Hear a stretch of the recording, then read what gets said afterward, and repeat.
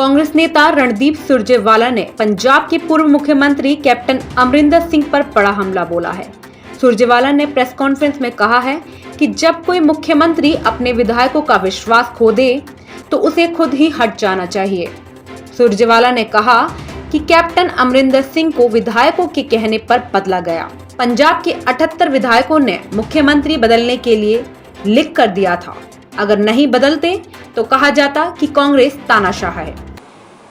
जब कोई मुख्यमंत्री अपने सारे विधायकों का विश्वास खो दे तो उन्हें स्वयं भी नहीं रहना चाहिए। 78 विधायकों ने 79 में से लिखकर दिया कि वो मुख्यमंत्री का बदलाव चाहते हैं। अगर हम मुख्यमंत्री ना बदलते तो आप ये इल्जाम लगाते आप डिक्टेटर हो, 78 विधायक एक तरफ हैं, एक अकेला मुख्यमंत्री एक तरफ है, तो आप उनकी बात नहीं सुन रहे। और पहली बार पंजाब में किसी दलित मुख्यमंत्री को, एक नौजवान दलित बेटे को मौका मिला। एक नया इतिहास रचकर हमने दिखाया। भाजपा के पास कोएलिशन पार्टनर्स मिलाकर, अगर मुझे सही ख्याल है तो 15 प्रांत हैं।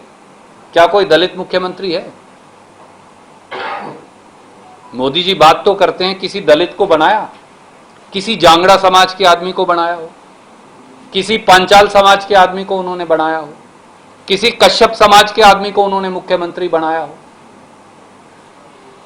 अगर कांग्रेस ने एक पहल की, भारतीय जनता पार्टी अपने सब तजर्बेकार लोगों को गुजरात में निकालकर दूध से मक्खी की तरह बाहर फेंक देती है।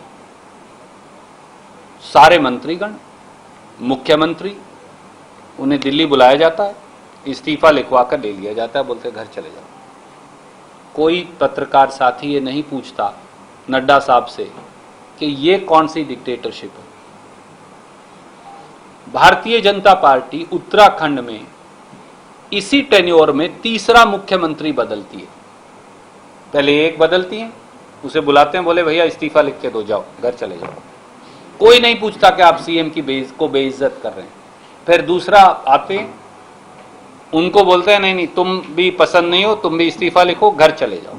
कोई नहीं पूछता। अब तीसरा बना दिया, वो तो अब चुनावी खो जाएगा तो उन्हें वैसी ही विदाई हो जाएगी, वो अलग बात, पर कोई प्रश्न नहीं पूछता।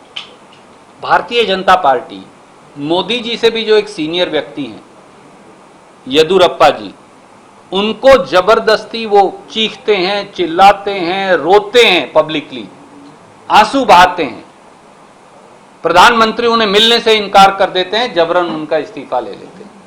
कर्नाटक जैसे बड़े प्रदेश का। आप में से कोई साथी ये सवाल नहीं उठाता कि भारतीय जनता पार्टी ने जो आदमी मोदी जी से भी सीनियर है, उसको बेइज्जत करके धक्के मार के क्यों निकाल दिया। भारतीय जनता पार्टी मुरली मनोहर जोशी जी को वजारत से हटाकर, सुषमा स्वराज जी को वजारत से हटाकर जब वो जिंदा थी, जेटली जी को जब वो जिंदा थे वजारत से हटाकर घर भेज देती। कोई ये सवाल नहीं पूछता कि भैया ये वो लोग हैं जिन्होंने आपको पैदा किया था मोदी जी, और नड्डा साहब तो उनके कमरे के बाहर बैठे रहते थे, कि आप क्यों ऐसा कर रहे हैं।